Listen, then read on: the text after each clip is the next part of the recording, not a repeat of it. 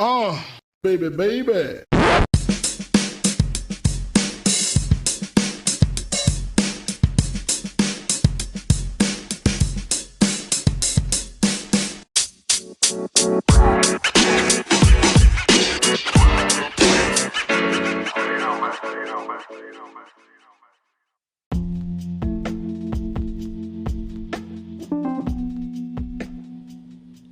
Good evening, listeners.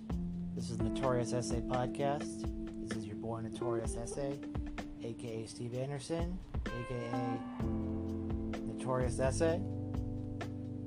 And I'm here today because I want to talk about what's currently happening in our political world, what happens in Illinois, and how that relates to the overall, in my mind, political picture that we currently find ourselves in. Here we are, coming up on July,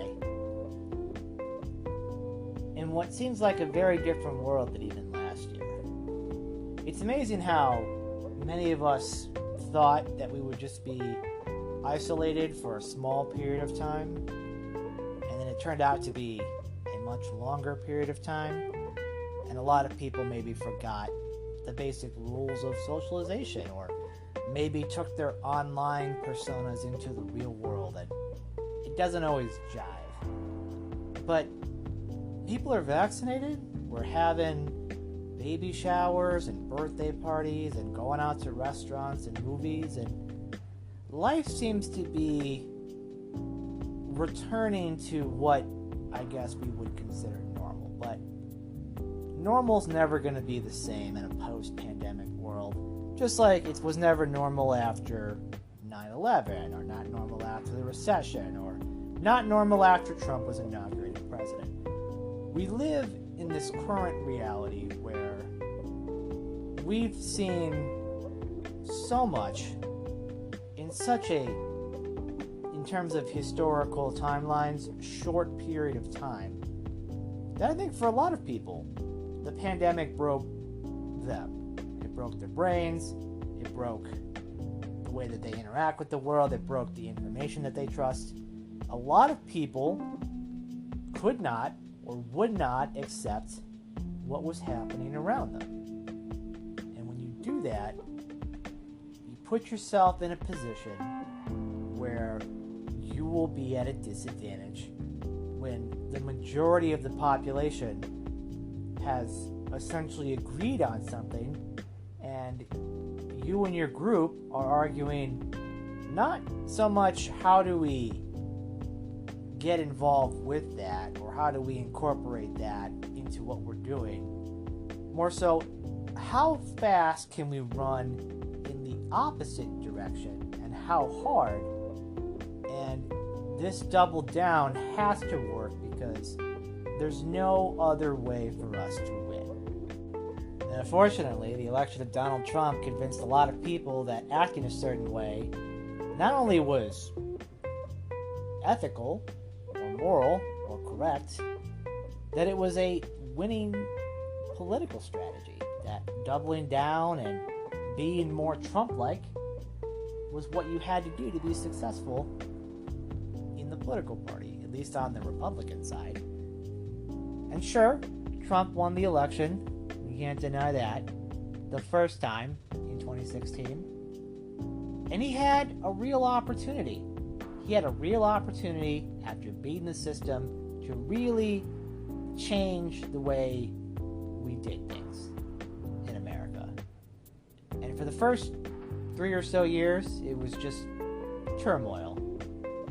And while I'm not going to sit here and say that every single thing that happened during the Trump administration was bad, you can look through things that happened in the Trump administration that were good policies, that were helpful.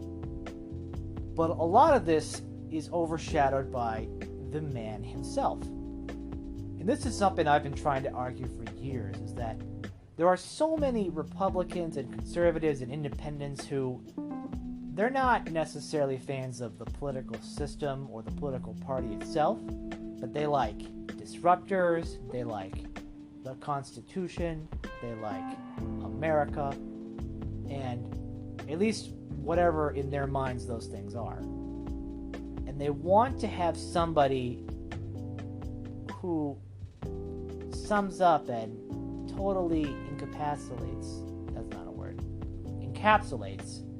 what they're feeling. And for whatever reason, and I think this is just mostly to do with years of being a figure in the public eye and having 2 or 3 core things that he lives with that he can't possibly change from, that many people decided that my own principles and values and the things that I spent years convincing were right, I'm going to give it up because I want power. Donald Trump convinced a lot of people that, and I wouldn't say not necessarily incorrectly, that your principles may not be the sole determining factor in whether or not you succeed electorally. At least now, the Republican Party has shifted from a party that cared about who was the most conservative and who was the most willing to engage in the policy that was needed for America to who was going to fight, and then that turned into who was going to be the most effective cheerleader of Donald Trump. And again, a lot of people will say that they're in this for the policies that Donald Trump supports, but Donald Trump doesn't, outside of like 2 things, care about anything. It's all transactional. He's not pro-life. He's not pro-business. That's not his own. And he's not even pro-American in terms of foreign policy that's helpful to us. He's got a very older set of values that I think a lot of people in this country maybe still relate to. But the other half is just a lot of people don't trust the media. They don't trust the political establishment. They may trust their local politicians. They may trust their own congressional rep and senator, but they don't trust everyone else in the system. So they put everything on Trump. And it becomes a community. It becomes a way of life. It becomes a verb. When people talk about Trump, to this day, even after everything that happened, and you know what? Up until the insurrection, there may have been an argument about, whether or not the president got a super fair shake from the media, which he didn't always get. Whether or not everything he said was taken in context, which some of it wasn't, but a lot of it was, and it was bad on its own. After the election, and after the lies and the bullshit lawsuits and the insurrection, there is a very, very different atmosphere surrounding him. And as I'm recording this right now, the former president is set to speak in Ohio, in Wellington, Ohio.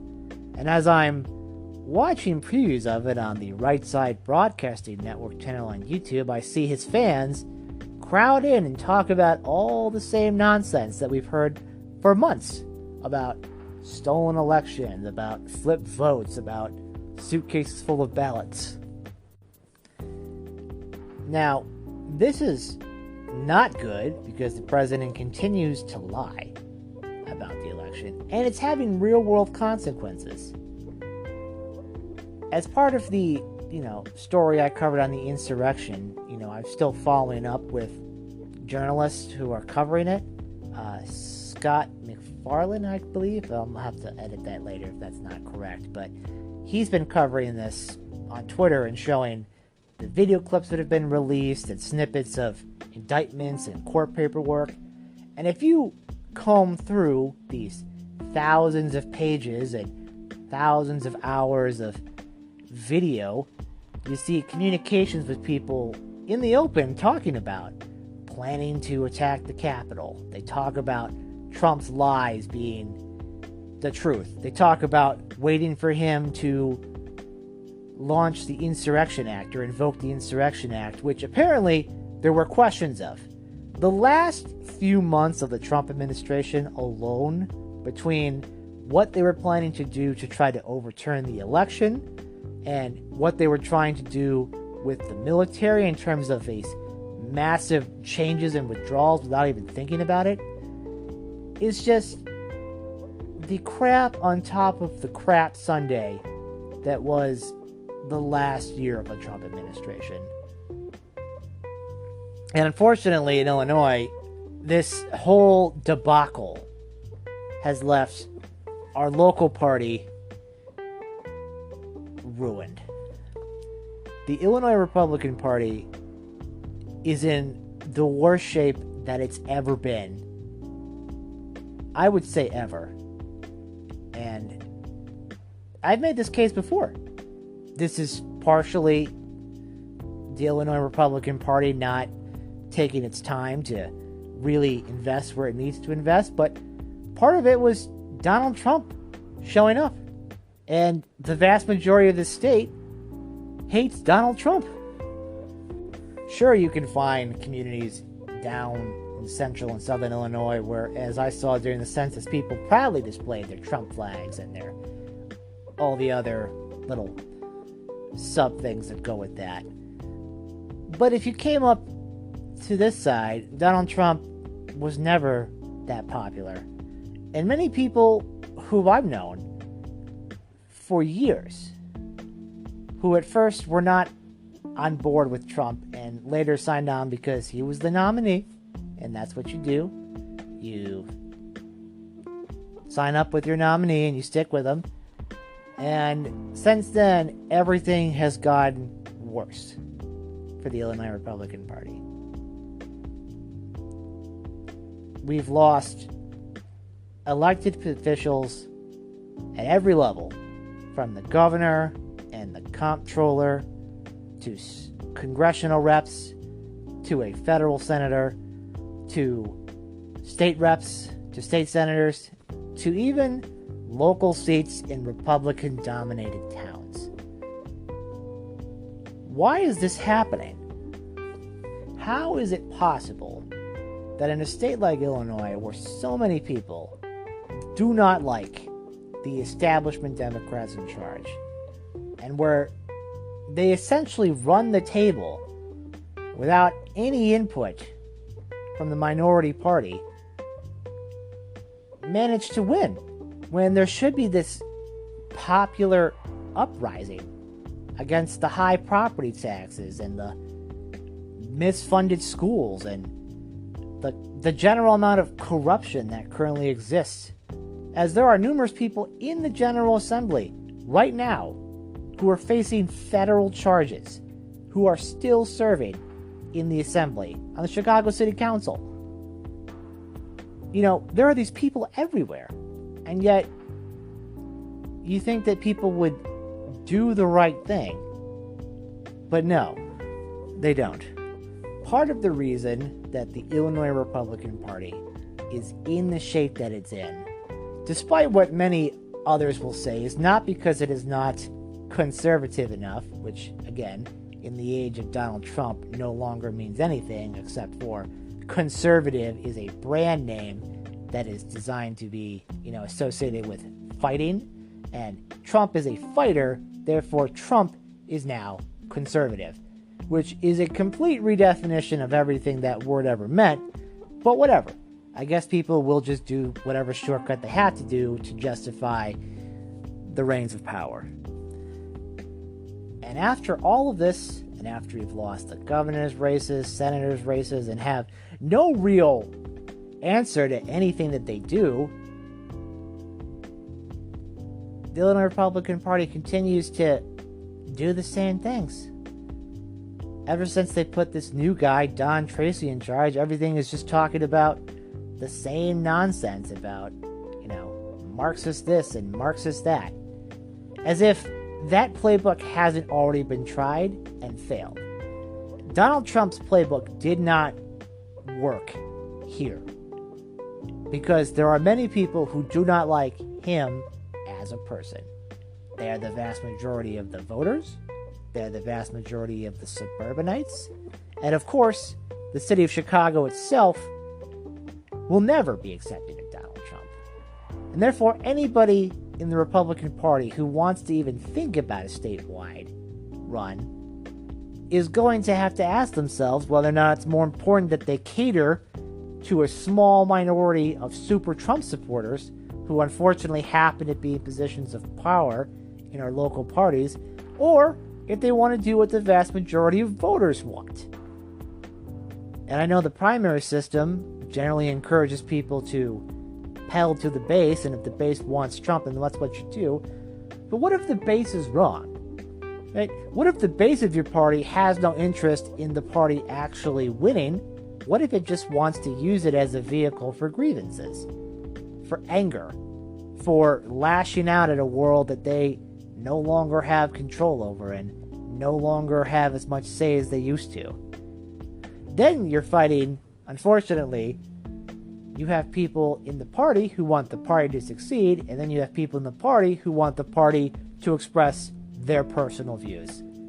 Because if politics is all about your personal morality and all about how your feelings are, then eventually winning and electoral gains no longer matter, because eventually the people who do win have to compromise, and if they compromise, that's the problem, and therefore you'll never find the right person unless, of course, they go and they quote-unquote stick to all of their promises, which most never actually do.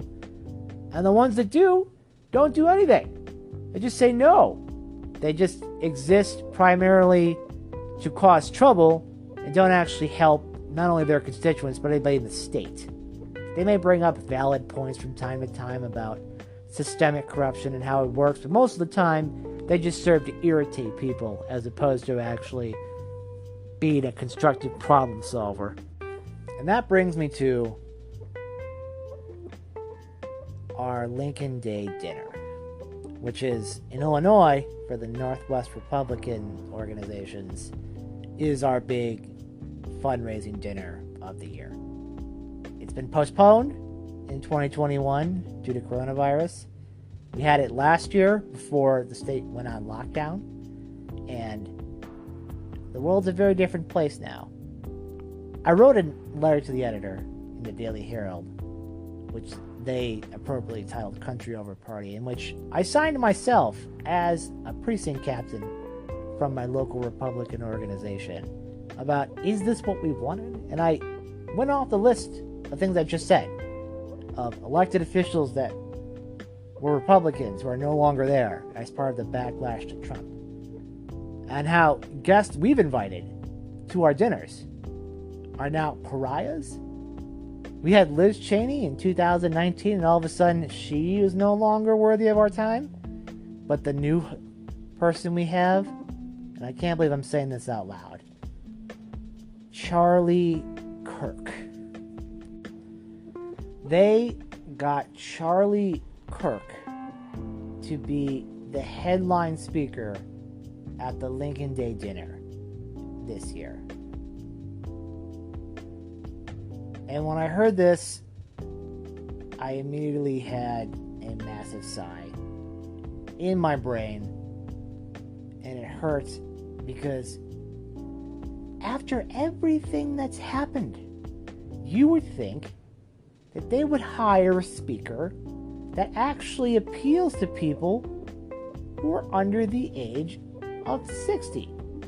But they don't. They see Charlie Kirk, this grifter whose face is too small for his head, and did I mention is a grifter? And they decided that this is what young people want to see? Look, I'm older than Charlie Kirk, right? But I would still consider myself the youngest person in that room most of the time, and that's definitely not what I want to see, right? That's what they want to see. And at the end of the day, that's what this is all about. It's not about what other people want. It's whoever's in charge now wants to hear what they want to hear to feel comfortable about where they are. Because if they were told that maybe not everything that they believe is reflective or tracks in today's modern world, or that maybe that Donald Trump is not the best person to represent the values you want expressed for American government, and that maybe Charlie Kirk, of all people, is the worst person you could have come to this dinner. But hey, What do I know? I'm not involved in any positions of power. I'm not involved in any executive levels. Curious as to why. I'm sure it has nothing to do with my outspoken opposition to Donald Trump, even though I've been with them every step of the way, from helping people register to vote, to helping on campaigns, to being at campaign rallies, to taking photos, to doing all this stuff. And I'm sure they didn't invite Charlie Kirk to spite me, but that's essentially how I feel. I feel as if I tell people what I see based on my analysis, which is usually accurate, because I will take my time to do the data, to read into it, and to know, and to at least be honest about it. You can say that you have a minority position in the state, but that you still think that you could do a better job of running it in a fair and equitable manner than the current political party in charge. But instead, they seem to make no mention of that, and they decided to basically just adopt all of what Trump says, even though he's a twice impeached president who lost the vote by the largest, not that it matters so much, but popular vote margin total ever in the history of America. And he actually got less electoral votes than Joe Biden did. Trump won 304 votes and Biden won 306. So, and it was a safe election, and everything was fine, and most of the claims of fraud are just bullshit made up out of nowhere. But it doesn't matter, because it's not about actually solving problems. It's not about developing a platform that people will rally behind and cheer and want. It's about being angry, because being angry can be addicting. I'm addicted to rage about the insurrection. I can't get enough of it, because in my mind, it's justified anger. Every time I hear Tucker Carlson or Laura Ingraham try to, play up the insurrectionists as innocent victims, or play down a domestic terrorist attack as a peaceful protest that got a little rowdy, and it just seems quite clear, especially after an entire summer of defending police officers and not breaking into buildings and not trespassing, the same people whose whole love of Trump in the first place was built on the idea of building walls and stopping people from illegal entry, then decided that when they were mad, that they were going to go ahead and just commit illegal entry and attack police officers because the election was stolen, and these people, many of them from Biden states that, either weren't competitive or weren't ever going to be competitive, or areas where Biden won, decided to storm the Capitol because they were political revolutionaries. But I digress. It's probably an ambulance siren in the background, so if you hear that, my apologies, I can't control everything. But Charlie Kirk, the Turning Point USA guy, the guy who, as far as I know, is routinely mocked by every person under the age of 60 in every conceivable capacity. Charlie Kirk is not a serious person, and yet this is whom the organization that I've spent my last several years dedicating my time and effort to helping pick this person. I've been to every dinner since 2016. I don't think I'm going to go to this one, because I will be damned if I have to sit there and listen to Charlie Kirk for an hour, probably talk about a stolen election and critical race theory, not in a constructive way, mind you. A lot of the wedge issues they talk about are not done in ways that are constructive or helpful. It's designed to be angry, out of context pieces to make you mad and give him money so that he can continue to give you bad information. It's just a giant grift. And the fact that there's an organization that I dedicated my time to, that again in 2019 had Liz Cheney as our special guest, is now going to have Charlie fucking Kirk? Like what? Was there no other shitty talk show host available to come here? You know, this Charlie Kirk thing is really emblematic of the Illinois Republican Party as a whole, because for the longest time, if you wanted to succeed against the Democratic machine here, you had to convince not only Republicans to vote for you, but also Democrats. You need to convince enough of them to not vote for the Democratic candidate so that you had a shot of winning. And if all the things turn out, like in 2014, Bruce Rauner was able to win. Or in 2010, when Mark Kirk was able to win. Or, again, in 2020, when the graduate income tax was defeated at the ballot box. It's possible to win statewide here. It's possible to do it. But everything that they decided to do since they've replaced their chairman and since Trump is no longer in office is to just continue to bank on what they think that their people want to hear. Not try to recruit candidates, not try to actually, win in places where you may not have won, and not even go after the people who are problems like Mary Miller. The fact that this woman is even allowed in the halls of Congress is amazing, because for one, she's clearly not the brightest bulb in the drawer, but two, she has fairly repugnant views, and also quoted Hitler, and also voted against awarding police officers who fought off the insurrection, and is having a fundraiser with Marjorie Taylor Greene. The fact that Mary Miller is allowed to do all of this without even a hint of condemnation, that Adam Kinzinger, for saying the insurrection happened, is getting flack from members of our party for speaking the truth. And what do you think is going to happen when the Democrats just divide up his district and keep Mary Miller? They're not going to keep the good Republican and be like, hey, not all Republicans are bad. They're going to try to force him out and keep Mary Miller and say, Mary Miller is what the Republican Party is. And I just feel like they've decided, yeah, we want to lean into that. We want to lean into our white grievance identitarian attitudes. Even though it's not electorally successful and it's hurtful in those cases, even though it's not necessarily reflective of where we were 5 years ago, even though I have policy issues I actually care about, it doesn't matter because the party wants Trump, and Trump is just a giant batch of white grievances, and therefore that's what we're going to have. Especially even when we've been able to reach out to other minorities and tell them that they don't have to vote this way, many of them feel like they have to because we're putting these people up as representatives of what we think and want. Charlie Kirk? Are you fucking kidding me?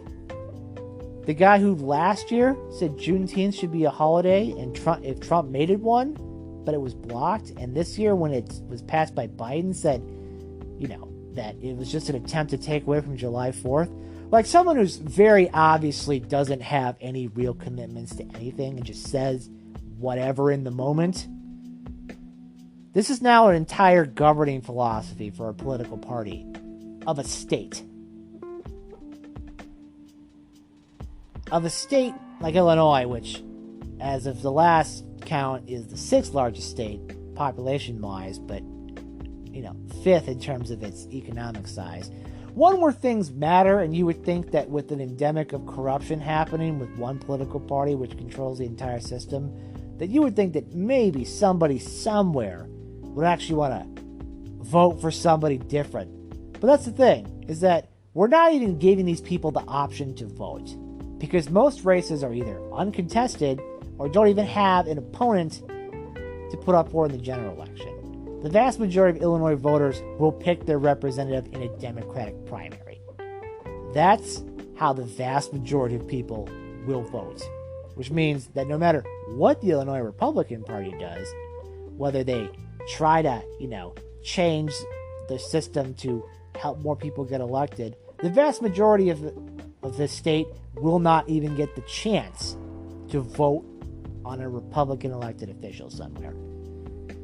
And you would think that with Chicago and the adjacent suburbs being the way that they have been, that somebody would decide that a pro-taxpayer, pro-fiscal constraint, but maybe not so hardcore religious right person could possibly have a good shot at winning somewhere. But no. Why put those people up when one crazy person in the room who you like says something stupid? And instead of telling them that that's a stupid thought and they should rethink about it, we have to change everything around us because a couple people said that this person wasn't conservative enough. And in their mind, conservative doesn't mean, anti-tax, pro-business. It means, are they with Trump? Because that's what I think is conservative, even though that's not what conservative is, and Trump is not a conservative. It just became Trump. It's all about Trump. It's all about one person that most people don't like. And yet, there's so many issues that they could run on, and they could have a real impact. They can get under people's skin and make them really question why I still keep voting for Democrats.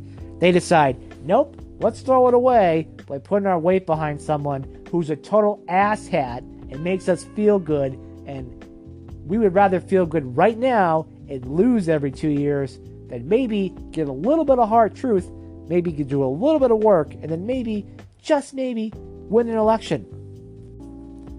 I'm sorry, I just can't get over the fact that they went with Charlie Kirk.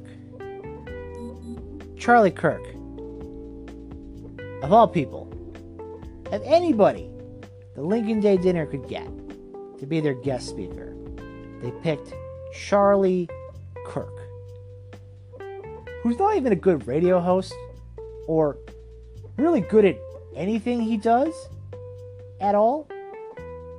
But you know what? He tells them what they want to hear. He tells them that they're all right, that Trump is right, that Trump is the greatest president that's ever happened in America, and that if anybody disagrees with that, they disagree with you, and they're not a real American. It's just so goddamn infuriating.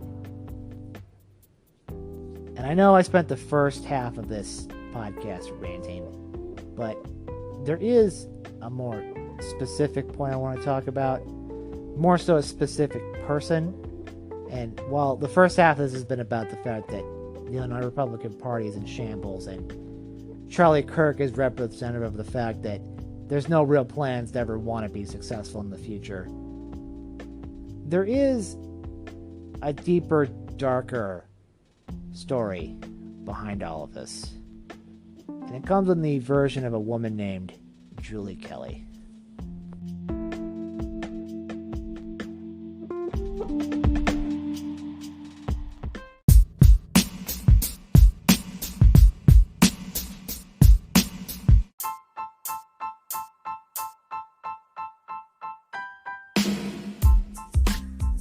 The thing with people like Charlie Kirk is that people like him, who are idiots and grifters, and pretty much that's the whole thing. Charlie Kirk isn't really considered an intellectual by any stretch of the imagination. He tells people what they want to hear, and he's convinced a lot of older, wealthy people that this is what younger people want to hear.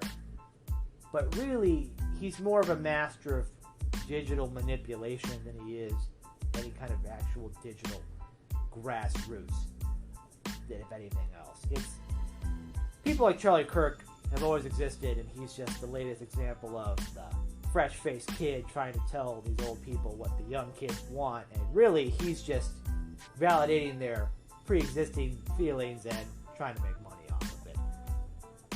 Now, the problem with people who are quote-unquote more serious acolytes of the former president, people like Julie Kelly.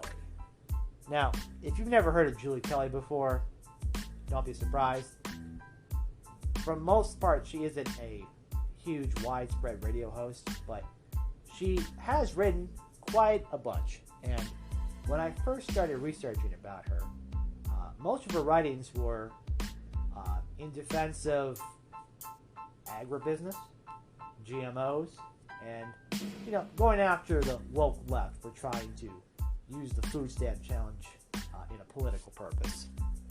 And honestly, the first article I read of hers, which was in the Tribune, which was an op-ed about shaming Gwyneth Paltrow for not being responsible with the SNAP budget, and she made a good point, is that lots of wealthy, we'll say liberal people, when trying to show what family living on the SNAP Supplemental Nutrition Assistance Program budget would have to shop for, they buy the food that they would buy, but they just use like the amount of money, which is obviously not enough. So they get one can of caviar and one organic apple, and they're like, see, this is not enough.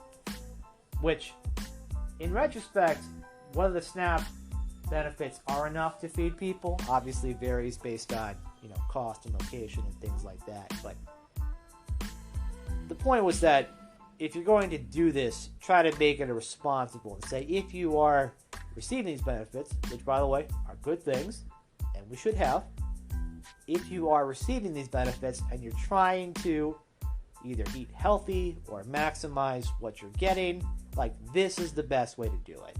But you could also say that it's not enough and you want to advocate for more. But that's besides the point. What I thought would be a person who was sort of just fighting back against the cultural left and defending GMOs of all things, turns out she may have been initially Trump skeptical, but she eventually came around as a supporter of the former president. There's been several articles where she details her breakups with the likes of Bill Kristol of the Bulwark, My People, and other Republicans who became critical of Trump. And there's also a sense of her attempting to pander to women in the GOP. And one of the articles I found, which was written before the 2018 midterms, entitled "Dear Soccer Mom," is, in my mind, probably one of the more condescending things I've ever read.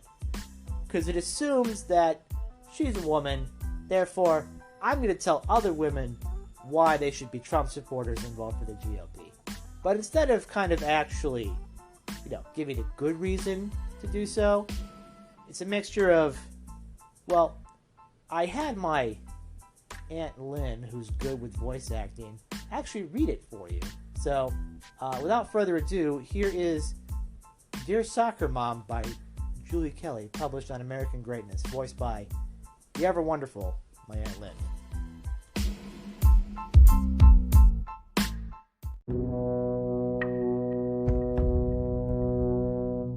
Hey girlfriend, what's up? Love the new Montclair vest. Aubergine is the hot color this fall. How's Olivia doing on those college applications? And good luck on Jacob's big lacrosse tourney this weekend. Listen, we need to talk. I know you're not really into politics. Even though a lot of us voted for Donald Trump in 2016, you did not. And since Election Day, you've bragged about how edgy it was to vote for Evan McMullin, but you also thought it was edgy when you got your hair cut, like Kate Gosselin in 2006. We all make mistakes. So there's a super important election on Tuesday, and the media is convinced that we suburban moms will vote Democrats back into power. And looking at some of the polls, I'm afraid they might be right. Democrats only need to flip 23 Republican House seats, and lots of them are located in the suburbs. Just 23 more seats until we get Speaker of the House Nancy Pelosi again. Now, maybe that doesn't scare you. Maybe you think it will be totally trendy to run those Trump-loving Republicans out of office and show them who's boss. Maybe Alyssa and Oprah and the gals on The View, have convinced you that voting for a Democrat is the only way to keep your cool chick card. But hear me out. I know you hate taking advice from someone who doesn't buy soy milk and organic bison meat, but if you would have listened to me about the rum chata shots at the club summer party, you wouldn't have jumped into the water hazard on the 18th hole. Caution, my friend. Because despite what Democrats are telling you now, just remember one thing. They hate you. I know that sounds shocking. But what about the pussy hats and the Me Too warriors and the nevertheless she persisted stand against patriarchy, you ask? LOL. You don't really think they're defending you, do you? The college-educated woman who quit working to raise her family?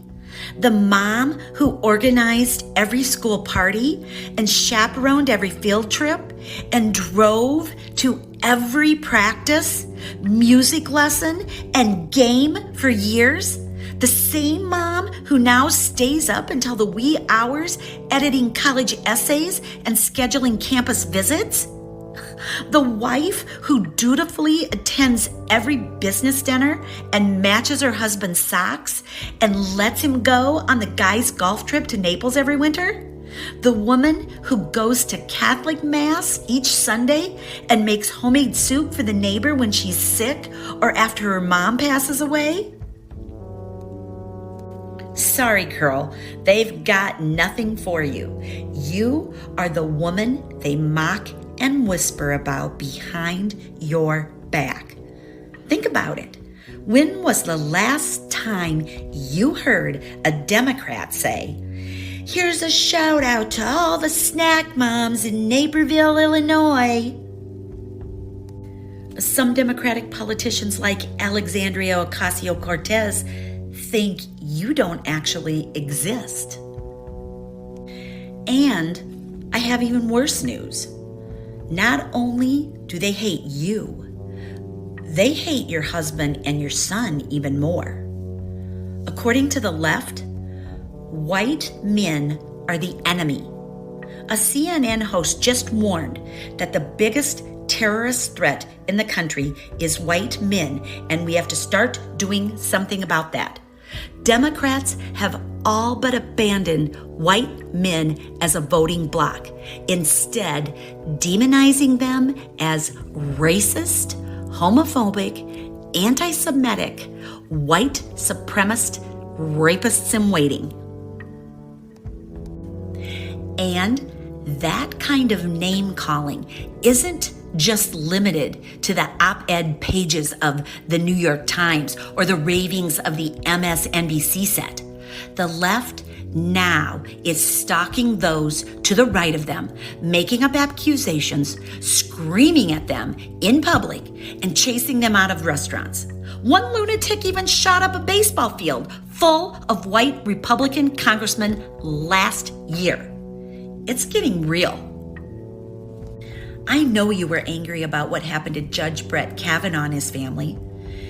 If that can happen to Kavanaugh, someone with all the right friends, the right pedigree, the right political circle, yes, it can happen to any man on a smaller scale.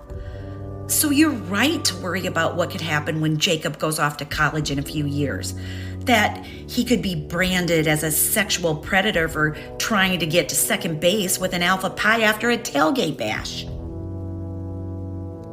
Look, I get it. You don't like Trump. You don't like his tweets, even though you're not on Twitter. You hate that he's cocky and aggressive and mean to his enemies. The pundits think Trump's behavior offends the delicate sensibilities of the typical suburban mom. But maybe that's because they've never seen you in action, like that time the swim coach cut Olivia from the relay team, or when the AP economics teacher wouldn't give Jacob an A to keep him on the high honor roll. The way you chewed out the principal would have made Trump give you that signature thumbs up. Have these city slicker pundits never seen suburban moms at the Nordstrom's half-yearly sale? Just hear what comes out of our buxom glossed mouths when Whole Foods is out of fresh burrata. Please, we can handle a little sleepy eyes Chuck and Pocahontas teasing, can't we? Oh, and by the way, I love your new upgraded Range Rover. Economy is booming, right? Lots of jobs everywhere, and the stock market has been on a roll this year. All of that could come to a halt if Democrats take the House. And here's something else to think about. Even if you want to elect a Democrat because you don't like Trump, Trump will still be the president on Wednesday morning. Your grudge vote will do nothing to tame him or rein him in or punish him. It could end up backfiring on you and your family. So I won't tell you what to do, just offering some GMO-free food for thought. See you at Bunko.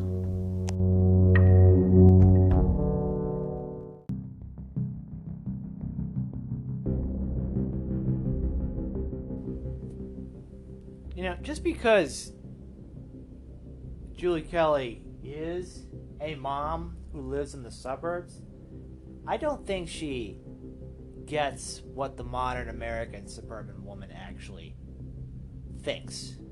I mean, if that was like her real attempt to convince somebody who was skeptical of Trump to actually vote for Trump and the Republican Party. Now, I know 2018 was 10 million years ago, so maybe everybody doesn't remember it in context, but that particular election was basically all about the fact that, well, for the last year, massive rage had been constantly pushed at the president, pretty much since the first day. 2018 also featured both the double whammy of him trying to launch the child separation policy, which resulted in the audible cries of children being separated from their parents broadcast all over the country, along with the nomination of Brett Kavanaugh, which resulted in, of course, a very contentious hearing about allegations of sexual assault from years past, and a very contentious Senate hearing which resulted in a lot of women feeling as if the person that was in charge of the government, the executive branch, may not have been the best person to represent women. And Julie Kelly's attempt, mind you, Julie Kelly is a person who has been paid before she, according to her own biography, before she became a full-time mom, she was a paid political consultant in DuPage County, Illinois, which means she worked in Republican politics and knows people and knows how elections work. She should know, of all things, that this was not an effective strategy, and based on the polling that was available, which she publicly questioned and said that that wasn't going to result in the Democrats winning, did in fact result in Democrats winning, along with the Senate gaining 2 seats for Trump, which didn't really change much in terms of the overall power structure. But, when the other half of Congress flips over, that's not a good sign for your political party going forward. Now, after this, of course, there would be multiple attempts to defend Trump, and of course, throughout Trump's first impeachment, she would call that first impeachment trial a coup.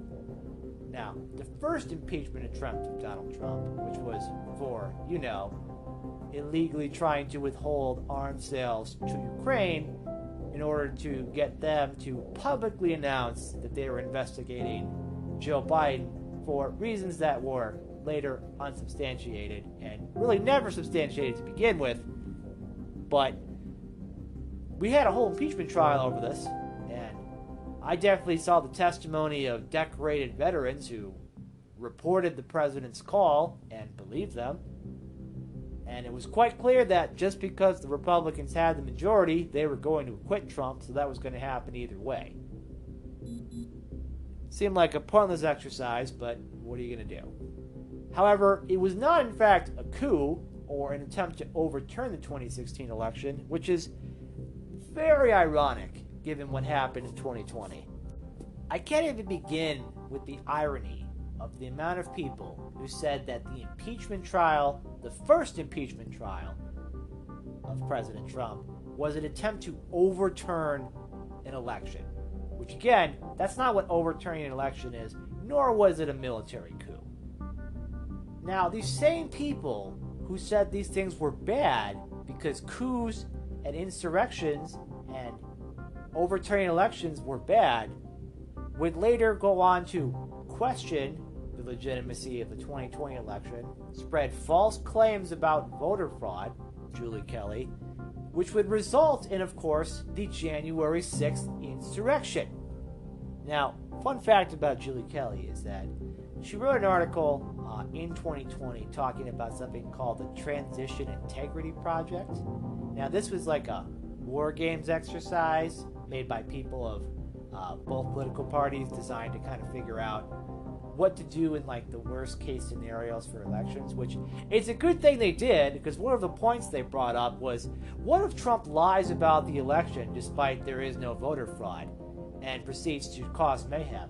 Which is exactly what happened when Donald Trump lied about the election with no evidence and proceeded to cause mayhem, despite losing in court a bunch and leaning on GOP officials to decertify or not certify the votes in some crazy attempt to overturn what was obviously a safe, effective, and frankly, well-run election. The worst part about people like Julie Kelly is that it seems quite clear that she has a prescribed audience in mind. And mind you, I have heard her on our local radio station, AM 560, The Answer, the conservative man's AM 890. And I've heard her talk about the insurrection, and mind you, they don't call it that. They call it an insurrection as if it was not an insurrection. It was a peaceful protest where some people peacefully walked around after they were let in by the police. Now, mind you, there is no legitimacy to any of the arguments she ever makes, because there is plenty of video evidence from the insurrectionists themselves, from journalists who documented it, and from a growing stream of body and surveillance cam footage from the Capitol and the Capitol Police, showing these very people, in the greatest sense of irony, who demanded that we build a wall and back the blue, break down walls, and attack police officers in some crazed mob mentality based on the lie that the election had been stolen.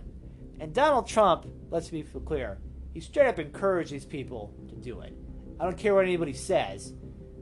We all saw it happen. It happened on national television.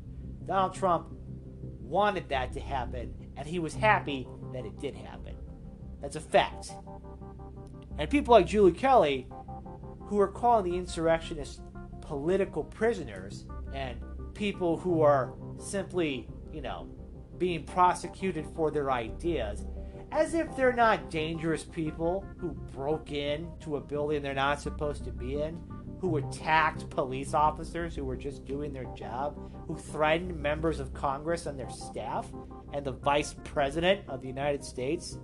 Like, those things didn't actually happen. And of course, they never even talk about that part of it. Partially because they know there's no denying what actually happened, but they have to push the narrative that this was now apparently a false flag, or that the police were the aggressors. The police, the outnumbered police, who they didn't probably necessarily think they'd have to worry about anything because, hey, it's Trump people. Trump people respect the police. Why would they bomb rush the Capitol based on a bunch of lies, which is exactly what they did.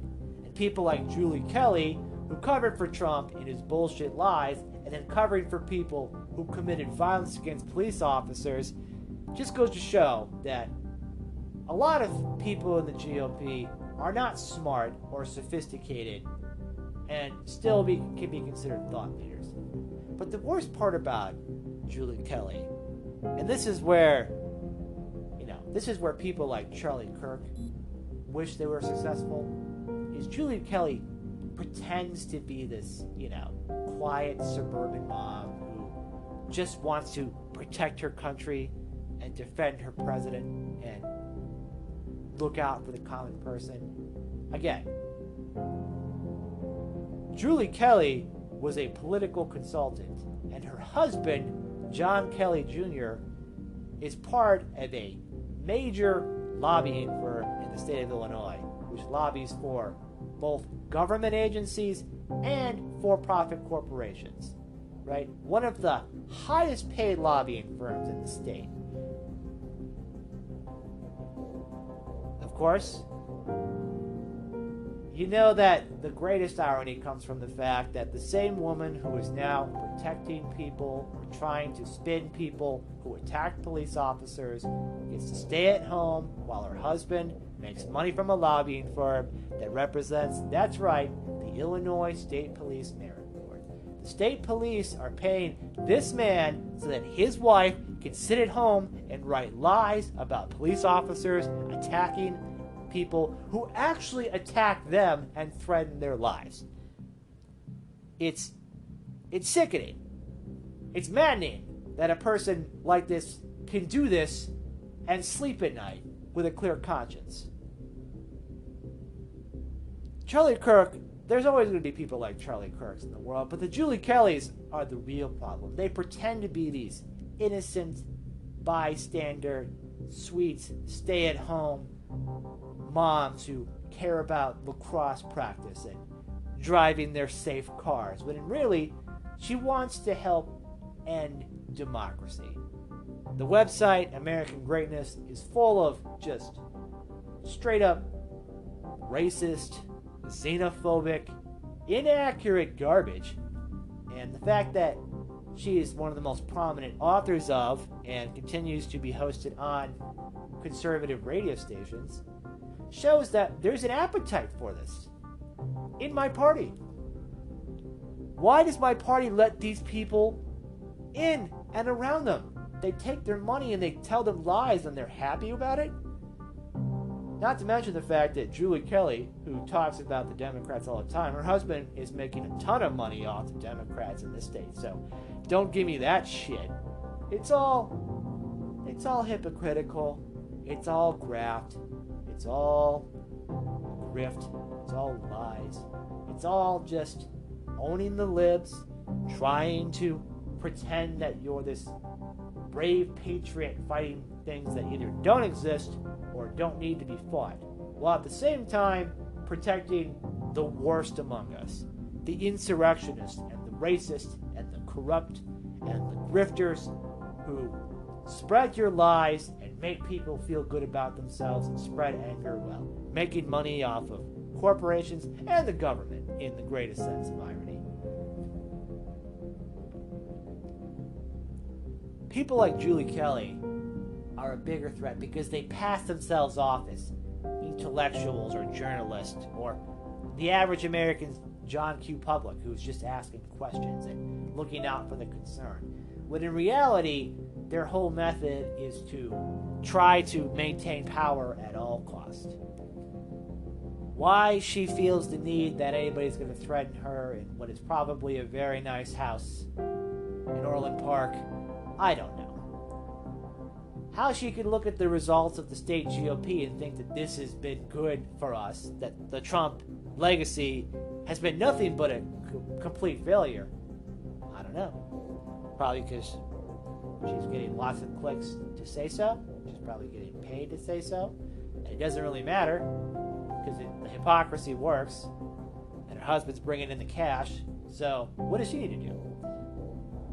She can write lies about police officers all day. She can say that they are undercover saboteurs and they're the aggressors, despite evidence of police officers being attacked on video, she's still asking where's the evidence. And then she wants to see, according to this video evidence that she says she can't see, that it shows the police officers attacking these people, which is so obviously not fucking true. You know, we're talking about the most documented crime in history from every conceivable angle and timeline. And the idea that people can just look at this and straight up lie means that either they know what they're doing is wrong and they have to keep doing it because social pressure tells them to, or their group wants to, or there's a financial incentive in there to do it, or they actually believe these things, which is believing things that are in complete denial of reality and the law and all the facts that we have around us. How do you deal with people like that? How do you deal with people who are shameless liars or obviously blinded by lies? Unfortunately, there's a sad feedback loop that occurs with people who believe the lies and people who feed them those lies. We can stand up to it, though. We can publicly express that this is not okay, that this type of behavior is not acceptable, and that the things that she writes and the attitude she presents is false. It's based on lies, and it's disrespectful to the brave men and women of the Capitol Police who fought for their lives. And mind you, several police officers have died. They didn't die during the riot, but one of their last days on Earth was being attacked by people who claimed to be the real patriots, who claimed to be the real law enforcement. Those officers' last days were being attacked by people and then having a stroke or committing suicide. Like, how fucking sick is a woman like Julie Kelly to straight up ignore that and talk about these fucking insurrectionist animals like they're deserving of any kind of sympathy at all? Like, this is the Republican Party's problem. It's because, hey, maybe some people like this, and some people tolerate it because they want to be elected, but on a large scale, it doesn't track. It doesn't scale up. People don't want to listen to that. They don't think Charlie Kirk is a smart person. They think Julie Kelly is a racist monster. They're not going to want to be associated with us if these are the people that we are propagating as our influencers and our intellectuals and the spokespeople of what we want to do. But hey, maybe that's the point. Maybe it wasn't ever about winning. Maybe it was just about airing grievances. Maybe it was always just about borderline racist attitudes. Maybe it was just straight up grift. Maybe it was a combination of all of them. I'm sure a lot of people didn't want any of this to happen. I'm sure they thought Donald Trump would never get as far as he did, and then he did. And a lot of people decided that being part of the in-group and maintaining group cohesion and sticking it to the libs was far more important than the principles that they had told me for years that they had expressed and lived by. For years told me that these type of things matter, that character matters, that we support our police officers. When it comes to people who believe that power is all that matters, they'll obviously throw anyone under the bus when they think it's the time. These are the people that we need to point out and keep them out. We can do better. We can do better than Charlie Kirk and Julie Kelly. But it's going to start with addressing the problem that we want to hear lies over truths. That we don't want to really self-assess what we can do to win. And that we can really ask ourselves, how can I believe what I believe? How can I do what I want to do? How can I work within the party that I agree with, for the most part, while dealing with these people who want to play the game on their own terms? It's very simple. You don't play by their terms. they're wrong. They're not based in reality. You tell them that. You tell them to their face. You tell other people to their face that they're wrong. And other people will see that and be like, thank you. Yes. Because a lot of confidence and braggadocio and whatever else comes from these people who want to spread these lies because they know they're popular and they share them on Twitter or Parler or whatever else they're on. They think that they can take that into the real world. You stand up to it. You say, hey, not happening, not real. Insurrection happened. It was bad. And I support police officers whether they're out fighting riots in Portland, whether they're out fighting riots in the Capitol, or whether they're out doing their jobs every day, trying to protect the community. You know, I don't change that based on my political beliefs of the situation, but apparently a lot of people who told me that their whole lives were about one thing obviously never really cared. And that's the thing. Those people who will throw it all away just for the fame and the limelight and the money and the power, you know, when it eventually goes away and it turns out that all they've ever done is proven that they care about themselves, you know, in the long term, people will just stop paying attention to them. They'll stop associating with them. They'll focus on other things. It's a sad, slow process, but it will happen. And you know what? Sometimes we all have to play the long game. Sometimes we have to think that, hey, maybe if I go in, this will bottom out and I can buy low and sell high. Sometimes you got to ride it out much longer than you think. And personally, I don't know how long I have to ride it out here. But I know I'm right. I know what the facts are. I know that Julie Kelly and Charlie Kirk should not and cannot be the future of the Republican Party or the conservative movement in this state. Because if they are, then we're fucked. Because these are not serious people who are not good at what they do. And if we're putting them in charge of our future, then we might as well just give up.